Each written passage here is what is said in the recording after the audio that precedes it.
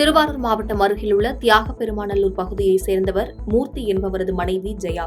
இவர் புதிய பேருந்து நிலையத்தில் ஸ்ரீநிதி என்கிற பெயரில் ஹோட்டல் நடத்தி வருகிறார்.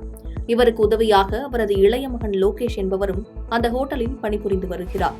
இந்த நிலையில் திருவாரூர் அருகே உள்ள சிங்களாச்சேரி பகுதியைச் சேர்ந்த சத்யபாலன் என்பவர் நண்பர்கள் 3 பேருடன் மதுபோதையில் ஹோட்டலுக்கு சாப்பிட வந்துள்ளார். அப்போது சாப்பிட்டுவிட்டு பணம் கொடுக்காமல் கடை உரிமையாளரிடம் வாக்குவாதத்தில் ஈடுபட்டுள்ளனர். இதில் இருதரப்பிற்கும் இடையே கைகலப்பு ஏற்பட்டுள்ளது.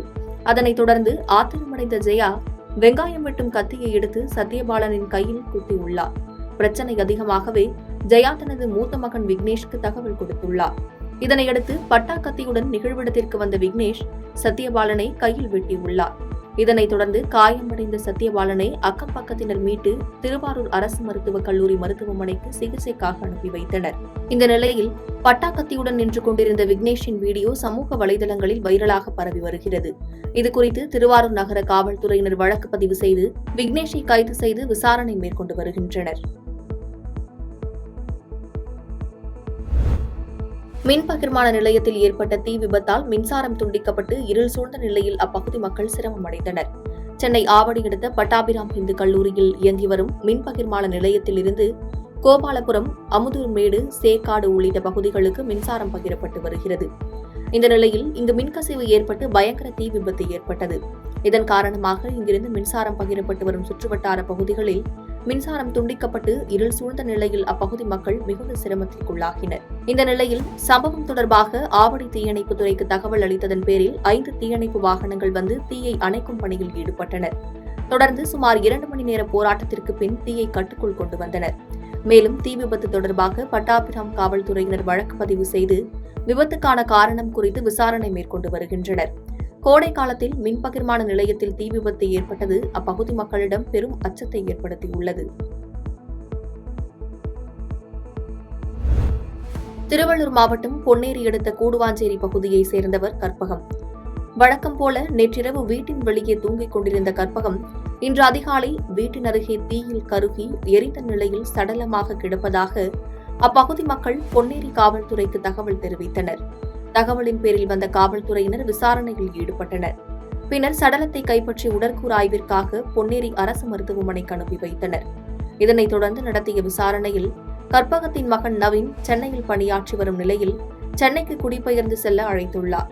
சொந்த ஊரை விட்டு வர முடியாது என கற்பகம் மறுப்பு தெரிவித்ததால் கடந்த 2 நாட்களாக மகனுடன் தகராறு ஏற்பட்டுள்ளது. மகனுடன் ஏற்பட்ட குடும்ப தகராறில் விரக்தியில் மண்ணெண்ணெய் ஊற்றி தீ வைத்து தற்கொலை செய்து கொண்டாரா என காவல்துறை தொடர் விசாரணையில் ஈடுபட்டு வருகின்றனர். இந்நிகழ்வு அப்பகுதியில் பரபரப்பை ஏற்படுத்தியுள்ளது. செங்கல்பட்டு மாவட்டம் கூடுவாஞ்சேரியை சார்ந்த தமிழ்ச்செல்வன் மற்றும் வல்லாஞ்சேரி பகுதியை சார்ந்த செல்வம் ஆகிய இருவரும் நேற்று முன்தினம் இருசக்கர வாகனத்தில் சென்றுள்ளனர். அப்போது ஜெய்பீம் நகர் சிவன் கோவில் அருகில் அதே பகுதியை சேர்ந்த 5 நபர்கள் மதுபோதையில் தமிழ்ச்செல்வன் மற்றும் செல்வத்தை வழிமறித்து பணம் கேட்டு மிரட்டி கத்தி, கட்டை மற்றும் கல்லை கொண்டு கொலைவெறி தாக்குதல் நடத்தியுள்ளனர்.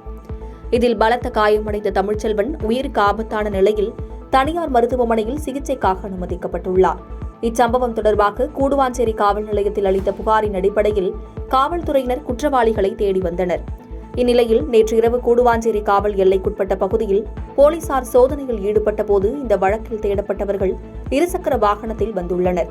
போலீசாரை கண்டதும் வாகனத்தை திருப்பியதில் மூவரும் நிலை தடுமாறி கீழே விழுந்ததில் மூவருக்கும் கையில் எலும்பு முறிவு ஏற்பட்டது. இதனைத் தொடர்ந்து விபத்தில் பாதிக்கப்பட்ட குற்றவாளிகளை மீட்ட காவல்துறையினர் சிகிச்சைக்காக செங்கல்பட்டு மருத்துவமனையில் அனுமதித்தனர். மேலும் அவர்கள் அளித்த தகவலின் அடிப்படையில் மேலும் 2 வரை கைது செய்து 5 நபர்களையும் செங்கல்பட்டு நீதிமன்றத்தில் ஆஜர்படுத்தி சிறையில் அடைத்தனர். கடலூர் மாவட்டம் விருத்தாச்சலம் அடுத்த சின்ன வடவாடி கிராமத்தில் செயல்பட்டு வரும் தனியார் கல்லூரியில் 2ஆம் ஆண்டு படிக்கும் தீபக் என்ற மாணவருக்கும் 1ஆம் ஆண்டு படிக்கும் ஜெயபிரகாஷ் என்ற மாணவருக்கும் பிரச்சனை ஏற்பட்டு கைகலப்பு ஏற்பட்டதாக கூறப்படுகிறது. இதுகுறித்து தீபக் என்ற கல்லூரி மாணவன் மங்களம்பேட்டை காவல் நிலையத்தில் புகார் அளித்துள்ளார். இந்நிலையில் இவர்களுக்கிடையே ஏற்பட்டுள்ள பிரச்சனையை சரிசெய்து சமாதானம் பேசுவதற்காக மாணவன் தீபக்கிற்கு ஆதரவாக 5 இளைஞர்களும் ஜெயபிரகாஷிற்கு ஆதரவாக 3 இளைஞர்களும் விருத்தாச்சலம் பேருந்து நிலையத்தில் ஒன்று கூடியுள்ளனர்.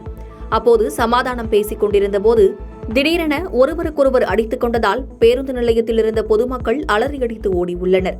அதே சமயம் பேருந்து நிலையத்தில் ரோந்து பணியில் இருந்த காவல்துறையினர் விரைந்து வந்து தகராறில் ஈடுபட்டவர்களை கைது செய்து விசாரணை மேற்கொண்டு வருகின்றனர்.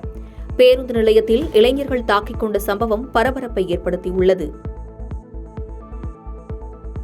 பாதகம் செய்பவரை கண்டால் நாம் பயங்கொள்ளலாகாது பாப்பா, மோதி மிதித்து விடு பாப்பா, அவர் முகத்தில் உமிழ்ந்து விடு பாப்பா. அண்மை செய்திகளை உடனுக்குடன் தெரிந்து கொள்ள இணைந்திருங்கள் இயம்நாடு தொலைக்காட்சியுடன்.